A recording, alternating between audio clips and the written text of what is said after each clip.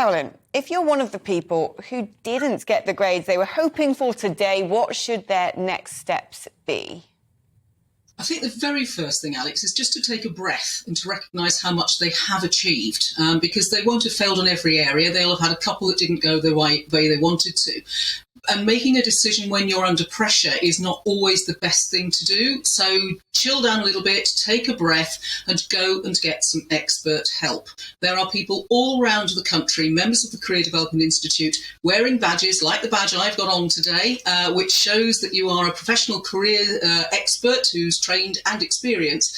And we are all around the country here to help people make better choices, rather than stumbling into something, and to use your musical chairs analogy, finding they haven't got a chair to sit on. Make sure it's the right chair. So that's what I'd suggest. Take a breath and then go and get professional help. There is definitely a future for every single person out there. If there are people out there who haven't got the results they wanted, maybe just feel like giving up and think, oh, never mind, I'll just enter the world of work. I mean, that's a perfectly viable option as well, isn't it? Or would you encourage people to look into doing resits? I would suggest that what people need to do is to understand the direction they want to go in, and then that will tell them if they need to resit or not, or if they need to find a different route through. And as you say, university is not the be-all and end-all for everybody, and it's not necessary for all careers either. There are some careers where you have to have a degree, but for others there aren't. And I think one of the most important things out of all of this that I can say is that what's happened to you today does not define your future unless you let it happen to you. So take some control, take some action, go get help, and then you'll be able to take your next step, whether that's into further training, whether that's university, a degree apprenticeship, whether it's a normal apprenticeship, whatever that might be, but go and take some action, get some help from a professional.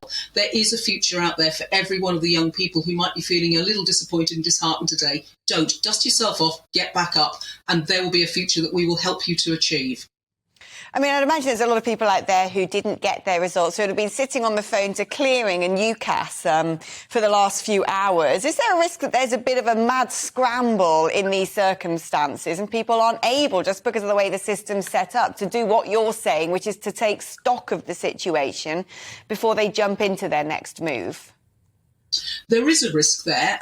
What they might find is that they can get into the same university they wanted to get into, but on a different course, so that's worth exploring. Contact the admissions tutor at the university you want to get into and have a conversation. But you have to do that. You have to be absolutely clear about who you are, what you have to offer, and why you want to go to that university and be a good student there.